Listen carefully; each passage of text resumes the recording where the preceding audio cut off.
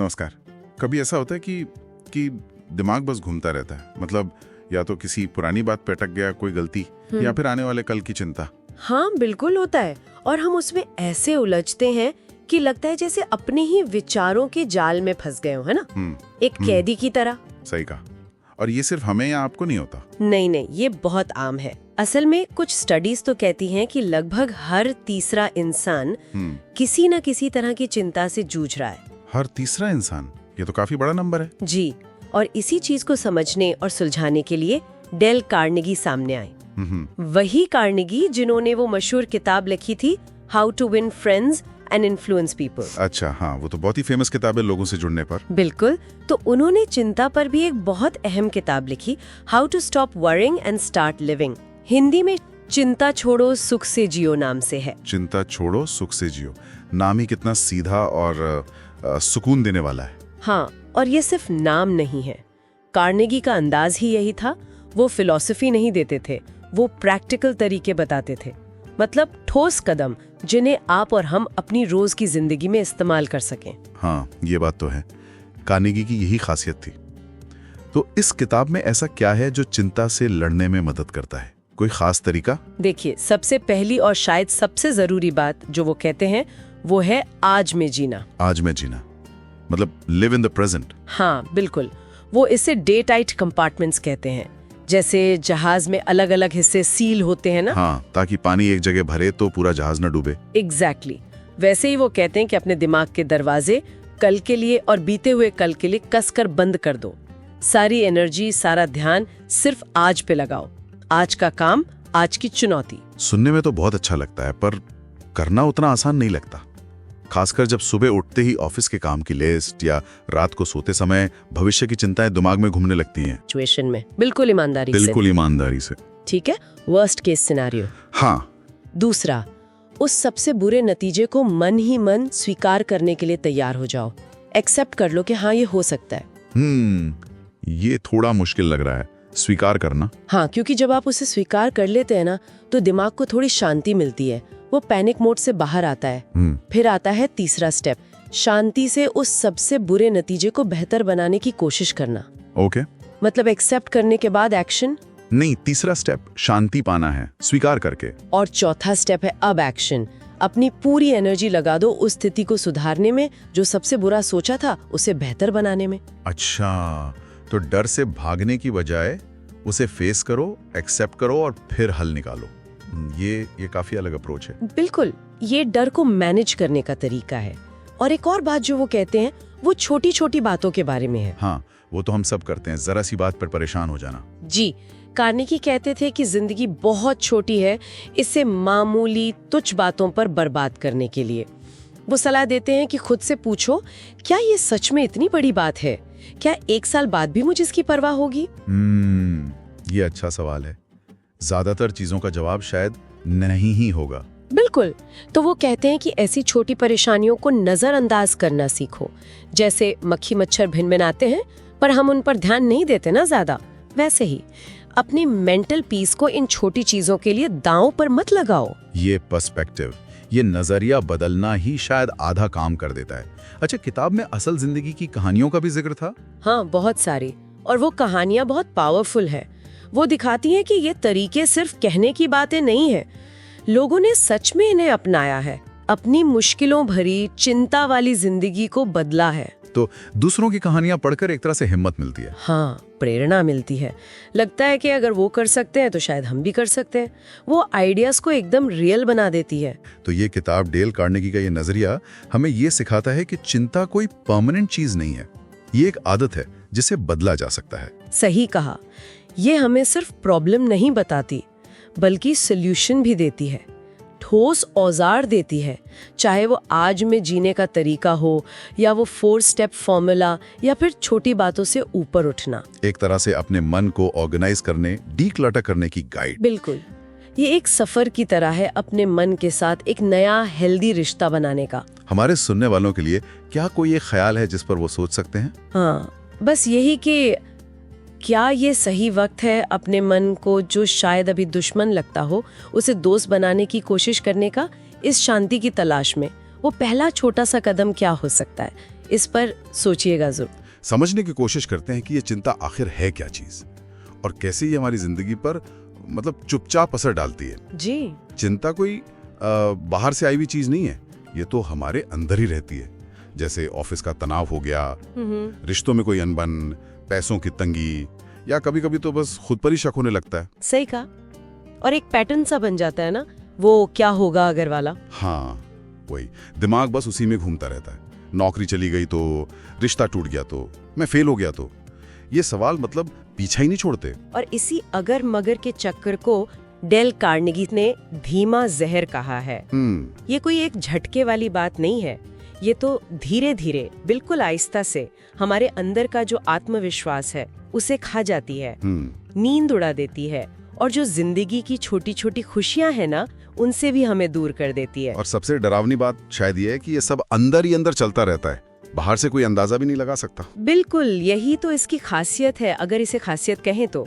बाहर से मुस्कुराहट, पर अंदर एक अजीब सी बेचैनी। हाँ, ये तो है। जैसे वो उदाहरण दिया है, दोस्त का मैसेज थोड़ा लेट आया या बॉस का मूड जरा उखड़ा हुआ देखा, हाँ। और बस हमारे दिमाग में खतरे की घंटी बजने लगती है। छोटी सी बात को भी हम बहुत बड़ा बना लेते हैं। हाँ, दिमाग रुकता ही नहीं। और यहीं पर एक बहुत जरूरी बात सामने आती है।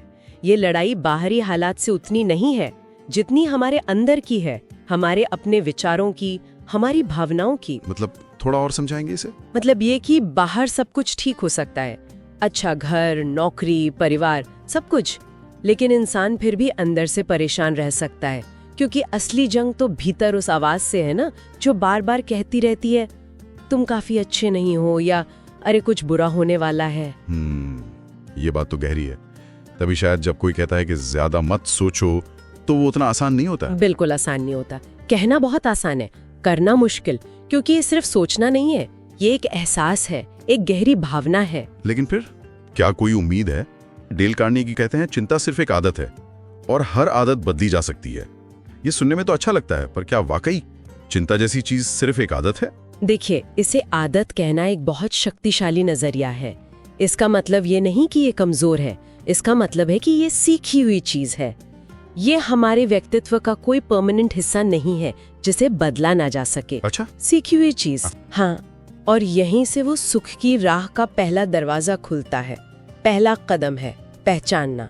जब तक हम ये मानेंगे ही नहीं कि हाँ, चिंता मुझे प्रभावित कर रही है, और ये समझेंगे नहीं कि ये कैसे काम करती है, मतलब मेरे अपने ट्रिगर क्या हैं, कौन से विचार हैं जो बार बार आते हैं, तब तक हम कुछ बदल नहीं पाएंगे। तो पहचानना यानी एक तरह से उस अनदेखे दुश्मन पर रोशनी डालना। बिल्कुल सही, उसे सामने लाना। तो फिर सिर्फ पहचान लेना ही काफी है, या आदत बदलने के लिए और भी कुछ करना होगा? वो जो आदत बदलने वाली बात है ना, उसी में अगला कदम छुपा है। आदतें कैसे बनती हैं? दोहराने से। हाँ, दोहराने से। तो उन्हें बदलने के लिए भी जानबूझकर कोशिश करनी होगी, एक नया पैटर्न बनाना होगा। हो सकता है इसका मतलब हो कि उन क्या होगा अगर वाले विचारों को चुनौती देना, या फिर वर्तमान में रहने का अभ्यास करना। या शायद जैसे ही वो चिंता वाले विचार आए तो उठ के कुछ और करने लगना, कोई एक्टिविटी। मूल बात ये कि पहचान लिया, उसके बाद रुकना नहीं है, उस पैटर्न को तोड़ना है। ये दिलचस्प है। तो मतलब चिंता एक गहरा मसला है, एक धीमा जहर, पर ऐसा नहीं कि इसका इलाज ना हो। ये एक सीखी हुई प्रतिक्रिया है, एक आदत जिसे कोशिश करके बदला जा सकता है। हाँ, और पहचानना पहला और शायद सबसे जरूरी कदम है। चिंता एक अंदरूनी मामला है, बाहर से भले ना दिखे, पर अंदर ही अंदर जीवन की गुणवत्ता को कम करती है। बिल्कुल, लेकिन इसे समझना, इसके पैटर्न को जानना और ये मानना कि हाँ, इसे बदला जा सकता है, यही वो पहला ठोस कदम है सच्ची खुशी की तरफ। और हाँ, एक सवाल हम अपने सुनने वालों के लिए छोड़ सकते हैं सोचने के लिए। अगर हम ये मान लें कि चिंता एक धीमे जहर की तरह है और एक आदत है जिसे बदला जा सकता है, तो हमारी रोजमर्रा की जिंदगी में वो कौन सी छोटी छोटी अनजानी सी आदतें या विचार हो सकते हैं जो अनजाने में जहर को खुराक दे रहे हैं, और जिन्हें बदलकर शायद हम इस आदत के पहिए को तोड़ना शुरू कर सकते हैं। सिर्फ आज पर ध्यान लगाकर हम चिंता को कम कर सकते हैं। सोचिए एक बहुत बड़े समुद्री जहाज के बारे में। वो अपनी बनावट के कारण तूफानी लहरों पर भी टिका रहता है, लेकिन उसे असली खतरा कब होता है? जब पानी अंदर भरने लगे है ना, अलग अलग हिस्सों में फैलने लगे। बिल्कुल, और क्या हमारी जिंदगी भी कुछ ऐसी नहीं है? हम भी रोजमर्रा की लहरों पर चलते हैं, पर जैसे ही बीते कल की निराशाएं या आने वाले कल के डर वो हमारे आज में घुसने लगते हैं। हाँ, संतुलन बिगड़ने लगता है, हम डूबने लगते हैं एक तरह से। ज्यादातर लोग शायद दो समयों में ही अटके रहते हैं। अतीत, मतलब काश ऐसा ना होता, और भविष्य, अगर वैसा हो गया तो। हाँ, और इस काश और अगर के चक्कर में जो सचमुच हमारे हाथ में है, मतलब ये आज का पल, वो कहीं खो जाता है, धुंधला सा। और यहीं पर कार्नेगी का ये डे टाइट कंपार्टमेंट्स वाला नजरिया आता है। कल्पना करें कि आप अपने जीवन को उस जहाज की तरह वाटर टाइट दरवाजों से अलग अलग हिस्सों में बांट सकते हैं। हर दिन एक अलग कंपार्टमेंट। हाँ, आज के दरवाजे कसकर बंद करें, न गुजरा हुआ कल झांक पाए, न आने वाले कल की परछाई पड़े। पूरा फोकस सिर्फ आज पर।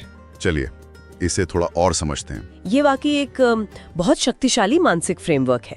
सोचने वाली बात यह है कि हम क्यों अपनी पूरी जिंदगी का बोझ, सारे डर, अपराध बोध, पछतावे, योजनाएं, सब एक साथ हर पल अपने दिमाग में रखते हैं। सही बात है। जैसे कोई गोदाम हो। हाँ बिल्कुल, हमारा मन कोई स्टोर रूम थोड़ी है जहाँ हर दिन का सामान जमा करते जाएं।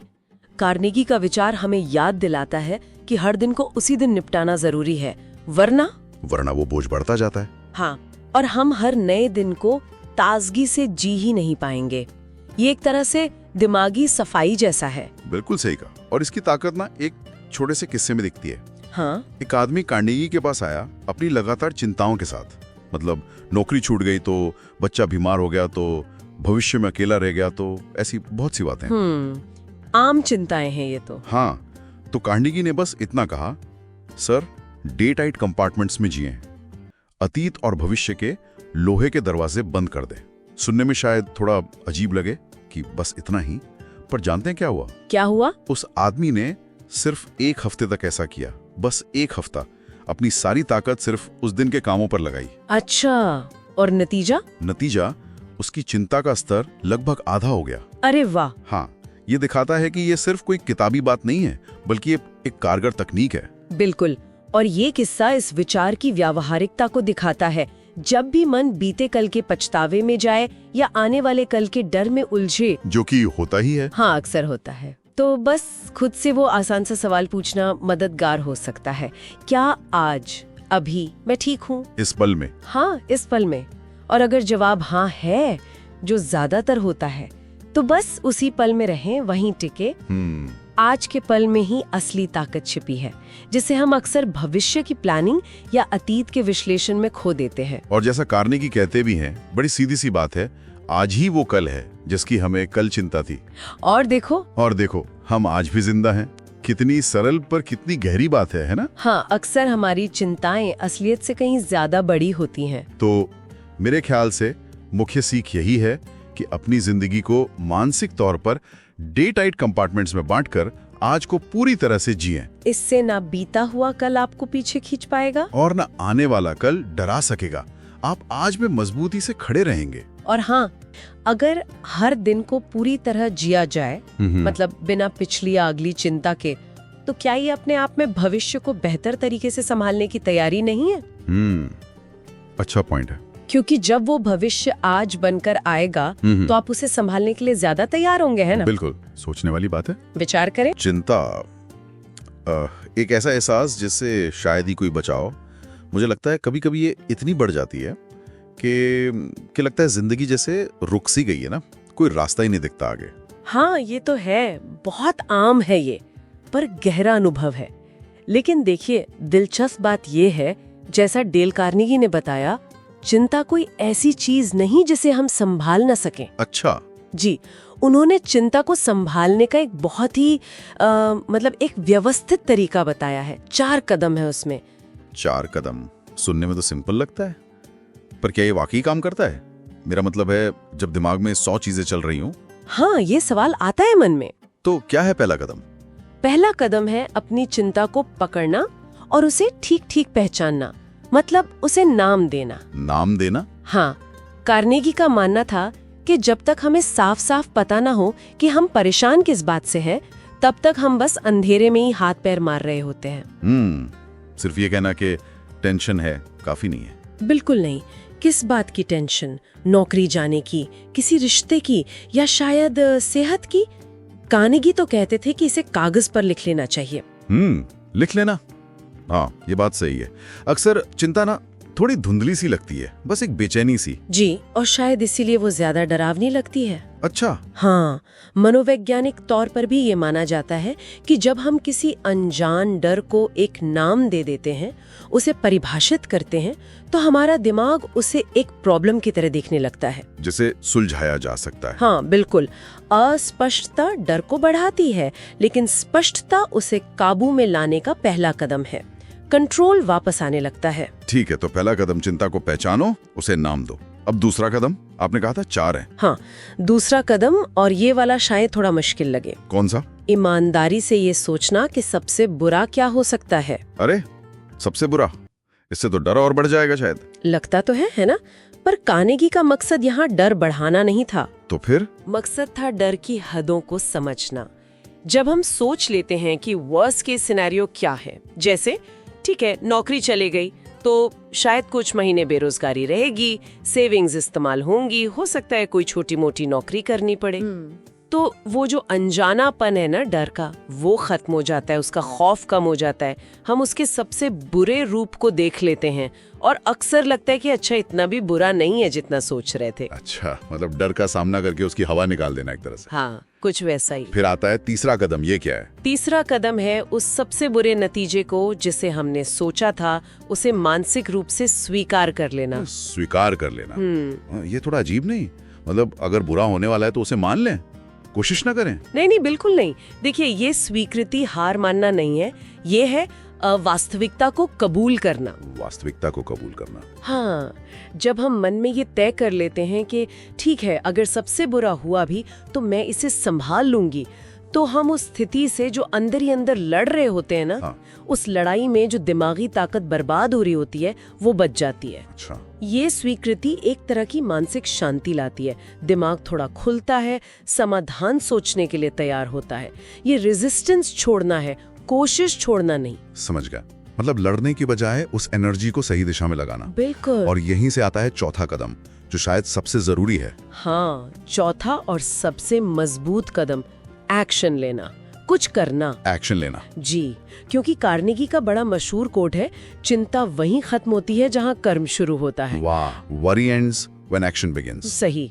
एक बार हमने सबसे बुरे को स्वीकार कर लिया, थोड़ी मानसिक शांति मिल गई, तो फिर हम अपना पूरा ध्यान इस पर लगा सकते हैं कि अच्छा अब इस सिचुएशन को बेहतर कैसे बनाया जाए। जैसे अगर नौकरी जाने का डर था तो अब नई स्किल सीखने पर फोकस करना, या शायद कोई साइड इनकम का जरिया ढूंढना। हाँ, या नेटवर्किंग करना, लोगों से बात करना, सलाह लेना, कुछ भी, कोई ठोस कदम उठाना। जैसे वो शादी टूटने वाले उदाहरण में था, पहले चिंता पहचानी, रिश्ता खतरे में, फिर सबसे बुरा सोचा, शायद तलाक, फिर उसे स्वीकार किया, अगर हुआ तो संभाल लेंगे, और फिर एक्शन लिया।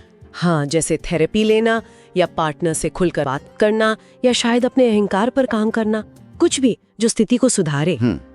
एक्शन उस चिंता के गोल गोल घूमने वाले चक्र को तोड़ देता है। सही कहा। वो सिर्फ दिमाग में घूमने वाली एक अमूर्त चीज नहीं रहती, वो ठोस कदमों में बदल जाती है, और हर छोटा कदम वो चिंता को कम करता है, नियंत्रण का एहसास वापस लाता है। तो अगर मैं संक्षेप में कहूँ, ये 4 कदम हुए। चिंता को पहचानो और नाम दो। हाँ। फिर सोचो कि सबसे बुरा क्या हो सकता है। जी।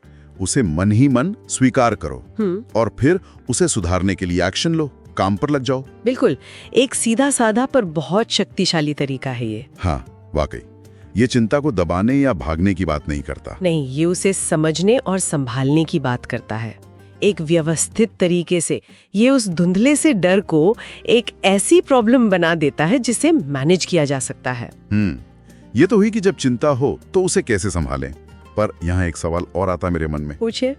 क्या ये फॉर्मूला सिर्फ मौजूदा चिंता को कम करने के लिए ही है, या इसका इस्तेमाल हम भविष्य में होने वाली चिंताओं को रोकने के लिए भी कर सकते हैं? मतलब क्या ये एक तरह का प्रिवेंशन भी हो सकता है? ये एक बहुत अच्छा सवाल है, सोचने वाली बात है। हाँ, छोटी बातों को छोड़ो और एक बड़ी जिंदगी जियो। हाँ, और ये समझना जरूरी है कि हम कैसे, मतलब कितनी आसानी से मामूली बातों में फंस जाते हैं। बिल्कुल, रोज की चीजें हैं, जैसे टूथपेस्ट का ढक्कन खुला रह गया, या किसी ने टाइम पर रिप्लाई नहीं किया। हाँ, या चाय में चीनी थोड़ी कम ज्यादा हो गई। सुनने में तो ये बहुत ही मामूली लगता है, पर होता क्या है कि ये मूड खराब कर देती हैं पूरा दिन। ये हम सबने महसूस किया होगा, है ना? बिल्कुल किया होगा। जैसे वो बताया गया है कि किसी ने कॉल नहीं उठाया और हम मान लेते हैं कि भाई हमें इग्नोर किया जा रहा है। हाँ, या किसी ने कुछ कड़वा कह दिया तो बस दिन भर वही सोचते रहते हैं। सोशल मीडिया वाला उदाहरण भी है। लाइक्स नहीं मिले तो लगने लगता है पता नहीं क्या गड़बड़ हो गई। और यहाँ सवाल ये उठता है कि हम इन छोटी चीजों को इतनी इम्पोर्टेंस देते क्यों हैं आखिर? डेल कार्नेगी की एक बात का जिक्र है इसमें, Our lives are too short to be little। मतलब हमारी जिंदगी इतनी छोटी है कि इसमें छोटी सोच, छोटे झगड़ों की जगह नहीं होनी चाहिए। पर होता तो अक्सर उल्टा ही है। बिल्कुल, हम अक्सर वो एक बुरी बात पर अटक जाते हैं और ये भूल जाते हैं कि उसी इंसान ने शायद सालों हमारा साथ भी दिया हो। हाँ, ये तो है। या किसी ने तारीफ नहीं की तो बुरा लग गया, और ये याद नहीं रहता कि उसने कितनी बार शायद हमारी मदद की होगी। तो ये छोटी बातें असल में बड़ी इसलिए बन जाती हैं क्योंकि हम इन्हें अपने मन में बार बार दोहराते हैं, शायद दूसरों को भी बताते हैं। हाँ, और फिर वो दिमाग में बैठ जाती हैं। एक बड़ा अच्छा सवाल उठाने को कहा गया है यहाँ। कौन सा? कि खुद से पूछें, क्या 5 साल बाद ये बात मायने रखेगी? अच्छा, हाँ, ये तो सोचने वाली बात है। अगर जवाब नहीं है तो फिर आज ये इतनी जरूरी क्यों लग रही है? सही, इससे पर्सपेक्टिव मिलता है। बिल्कुल। सोचिए आप ऑफिस जा रहे हैं और कोई आपसे यूं ही बुरा भला कह देता है। अब 2 रास्ते हैं, या तो गुस्सा करें, चिढ़ें और पूरा दिन खराब कर लें, जो अक्सर होता है। हाँ, या फिर दूसरा रास्ता, गहरी सांस लें और सोचें, ठीक है, उसका मूड खराब था, मैं अपना क्यों खराब करूं? ये चुनने से शायद मन शांत रहता है। यकीनन मन हल्का रहता है और आपकी जो पॉजिटिव एनर्जी है वो भी बची रहती है। तो मतलब बात ये है कि जिंदगी तो पहले ही मुश्किल है, इसे इन छोटी छोटी बातों से और भारी क्यों बनाना? बिल्कुल। तो हर बार जब कोई बात चुभे, ये सवाल शायद काम आए, क्या ये वाकई इतनी बड़ी बात है कि मैं अपना सुकून खो दूं? हाँ। और अगर जवाब नहीं है तो उसे जाने दें, माफ करें या नजरअंदाज कर दें, आगे बढ़ें। बिल्कुल। ये एक तरह का, आप कह सकती है, मानसिक अनुशासन है। डेल कार्नेगी के शब्दों में जैसा कहा गया, let the little things slide, reserve your energy for the things that truly matter. यानी छोटी बातों को जाने दो। हाँ, और अपनी एनर्जी उन चीजों के लिए बचाओ जो सच में मायने रखती हैं। शांति उन्हीं को मिलती है जो ये सीख जाते हैं कि कब रिएक्शन देना है और कब बस मुस्कुराकर छोड़ देना है। ये सीखना पड़ता है, ये कला है। हाँ, ये कला है। तो मतलब निचोड़ ये है कि जो लोग छोटी बातों को पकड़ कर रखते हैं ना, वो कभी बड़ी और भरपूर जिंदगी शायद नहीं जी पाते। सही बात है। असल में महत्व इस बात का है कि हम अपनी मेंटल पीस को कैसे बचाते हैं। बिल्कुल। आज की ऐसी कौन सी छोटी बात है, कोई छोटी परेशानी या नाराजगी जिसे आप जाने दे सकते हैं, ताकि वो जो एनर्जी बचे, हाँ, ताकि उस बची हुई मानसिक ऊर्जा को किसी ऐसी चीज पे लगाया जा सके जो जीवन में वास्तव में सच में महत्वपूर्ण है। डेल कार्नेगी से प्रेरित कुछ असल जिंदगी की कहानियों पर थोड़ी गहराई से बात करेंगे। ये उन लोगों के अनुभव हैं जिन्होंने बहुत बड़ी चिंता और मुश्किलों का सामना किया और हाँ, उन पर जीत भी हासिल की। हाँ, मतलब ये सिर्फ थ्योरी नहीं है, ये असल किस्से हैं। बिल्कुल। तो हमारा इरादा ये समझना है कि भाई इतने गहरे डर और परेशानी के बीच भी लोगों ने हिम्मत कैसे जुटाई, अपनी जिंदगी को वापस पटरी पर कैसे लाए। सही, ये जानना दिलचस्प होगा। तो चलिए शुरू करते हैं। पहली कहानी लेते हैं अर्ल पी हैनी की। अच्छा। ये एक सफल व्यापारी थे, लेकिन फिर सब कुछ दांव पर लग गया। भारी नुकसान, धोखा, कर्ज, मतलब पूरी तरह से बर्बाद हो गए थे। अपने ऑफिस में बैठे वो सोच रहे थे कि बस ये जिंदगी का अंत है। दिल बहुत तेज धड़क रहा था, आंखों के आगे अंधेरा छा रहा था। ओह, ये तो बहुत ही डरावनी सिचुएशन है। हाँ, और तभी उन्हें कार्नेगी का एक सिद्धांत याद आया, live in day tight compartments. अच्छा, सिर्फ आज में जियो। हाँ, मतलब सिर्फ आज पर ध्यान दो। तो उन्होंने तय किया कि वो मरने की नहीं, सिर्फ आज जीने की सोचेंगे। पर सवाल यह है कि क्या सिर्फ एक सोच, एक विचार, क्या वो वाकई इतनी गहरी निराशा को बदल सकता है? देखिए, ये बात दिलचस्प है क्योंकि ये सिर्फ कोई पॉजिटिव थिंकिंग टाइप चीज नहीं थी। हाँ। ये एक तरह की मानसिक रणनीति थी। मतलब भविष्य की जो अनंत चिंताएं हैं या जो अतीत का बोझ है, उसको एक पल के लिए उन्होंने काट दिया। अच्छा। और समस्या को एक छोटे मैनेजेबल हिस्से में बदल दिया, सिर्फ आज। तो उस एक विचार ने क्या किया, दिमाग को जो चिंता का गोल चक्कर चल रहा था ना, उससे निकालकर वर्तमान की जमीन पर लाकर खड़ा कर दिया। ये दिखाता है कि हमारी चिंता का कितना बड़ा हिस्सा असल में भविष्य के अंदाजों पर टिका होता है। सही कहा, और इसका असर भी तुरंत हुआ। वो उठे, घर गए, और कहते हैं कई दिनों बाद पहली बार उन्हें चैन की नींद आई। वाह। फिर उन्होंने छोटे छोटे कदम उठाए, बस एक एक दिन करके जिया, और साल भर के अंदर ना सिर्फ अपना कर्ज चुकाया बल्कि अपना बिजनेस फिर से खड़ा कर लिया। कमाल है, मतलब सिर्फ एक मानसिक बदलाव और वो इंसान जो हार मान चुका था वो वापस खड़ा हो गया। बिल्कुल। अच्छा, अब दूसरी कहानी पे आते हैं। Willis H Carrier. हाँ, एयर कंडीशनिंग वाले। हाँ, वही जिन्हें एयर कंडीशनिंग का जनक माना जाता है।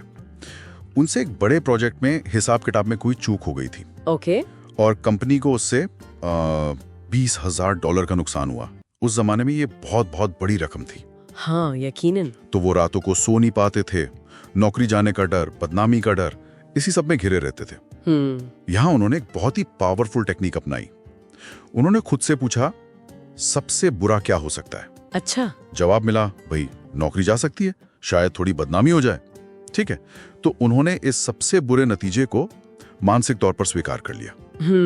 स्वीकार कर लिया। हाँ, ये कदम बहुत जरूरी है, क्योंकि ये जो अनजाना डर होता है ना, उसको एक तयशुदा प्रॉब्लम बना देता है। डर जब तक अनजान है तब तक वो बहुत बड़ा लगता है। हाँ, ये बात तो है।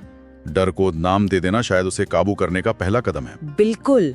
और स्वीकृति के बाद उनका अगला कदम था, ठीक है, अब मैं इस स्थिति को सुधारने के लिए क्या कर सकता हूँ। तो यहाँ देखिए, फोकस चिंता से हटकर समाधान पर आ गया। ये पैसिव चिंता से एक्टिव जिम्मेदारी की ओर एक शिफ्ट था। उन्होंने सिचुएशन का कंट्रोल वापस अपने हाथ में ले लिया, बजाय इसके कि चिंता उन्हें कंट्रोल करे। सही कहा। और अगले दिन कैरियर सीधे अपने बॉस के पास गए, पूरी ईमानदारी से अपनी गलती मानी और उसे ठीक करने का तरीका भी सुझाया। हिम्मत का काम था ये। हाँ, और उनकी इस हिम्मत और ईमानदारी को देखकर बॉस भी इंप्रेस हुए।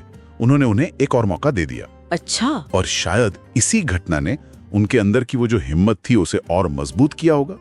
तभी तो वो आगे चलकर इतने बड़े आविष्कारक बने। बिल्कुल। देखिए, दोनों कहानियों में एक पैटर्न दिखता है ना? हाँ। गलती हुई, नुकसान हुआ, डर भी आया, लेकिन इन लोगों ने चिंता को खुद को पैरालाइज नहीं करने दिया।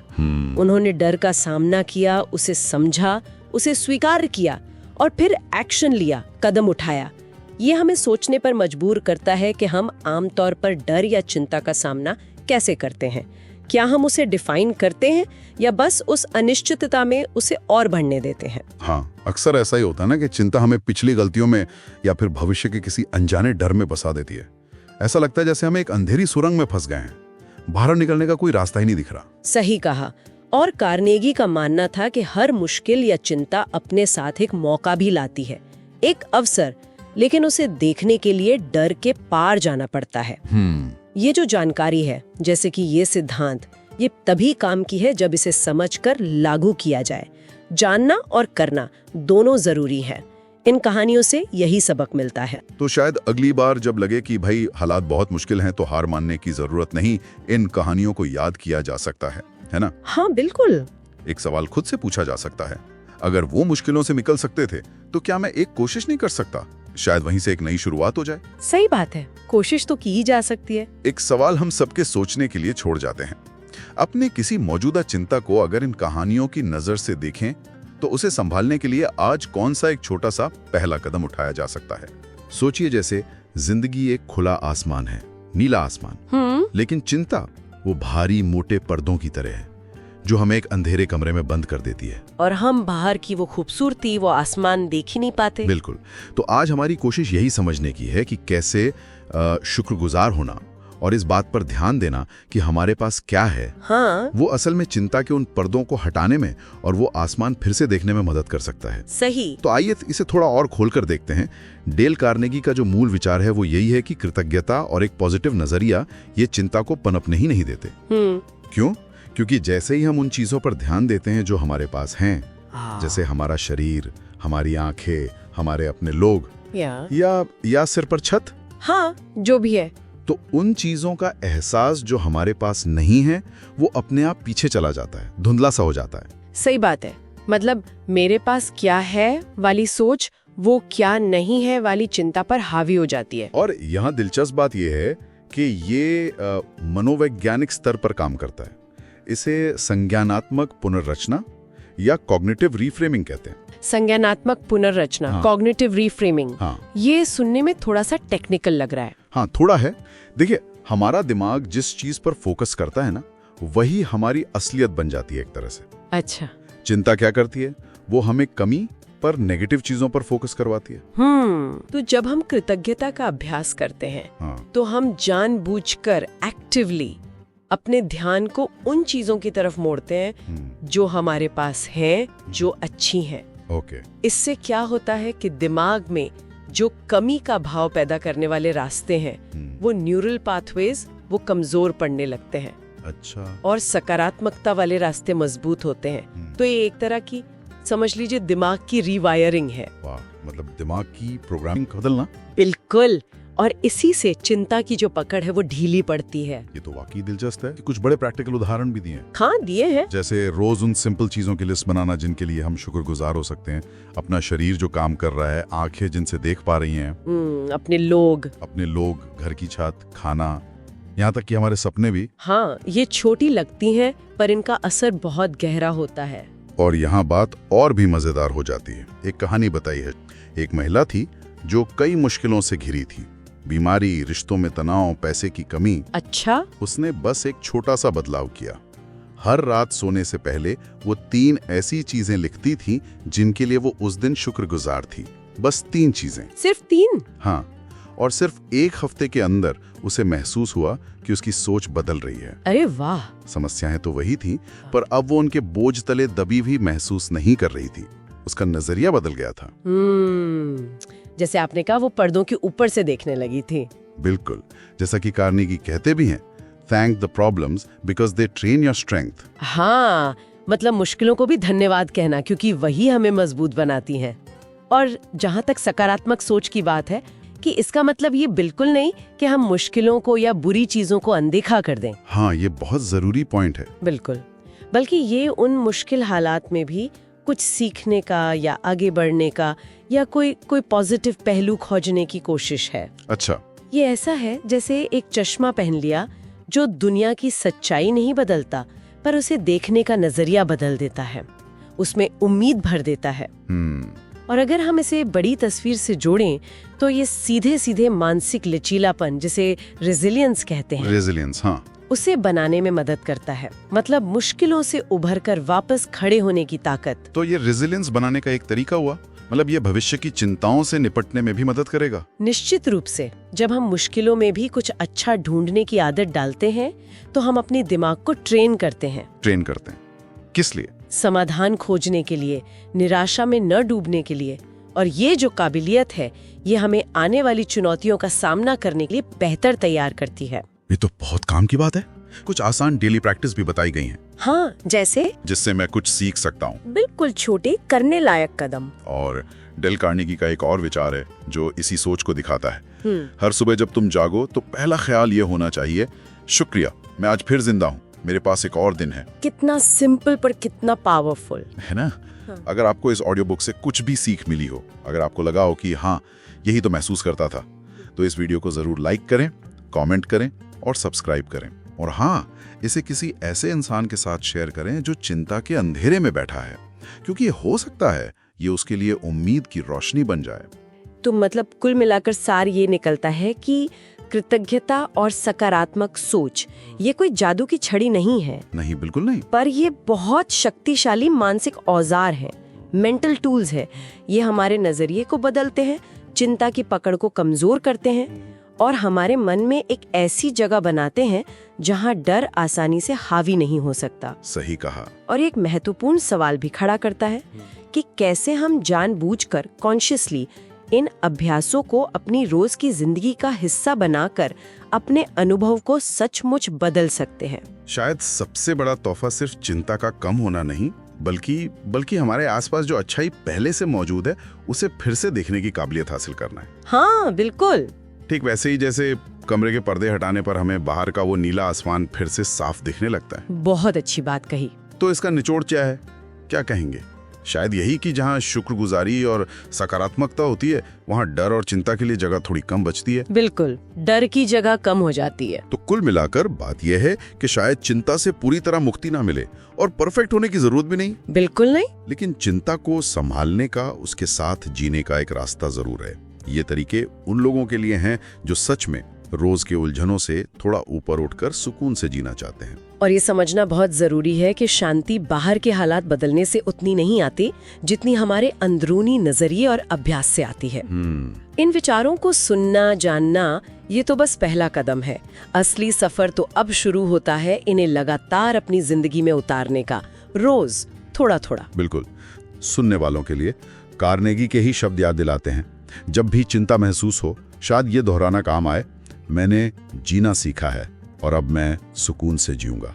और एक सवाल सोचने के लिए छोड़ जाते हैं, इन 4 कदमों में से ऐसा कौन सा एक छोटा सा कदम है जिसे आज से ही किसी न किसी रूप में अपनी रोज की दिनचर्या में शामिल करने की कोशिश की जा सकती है? सोचिएगा जरूर।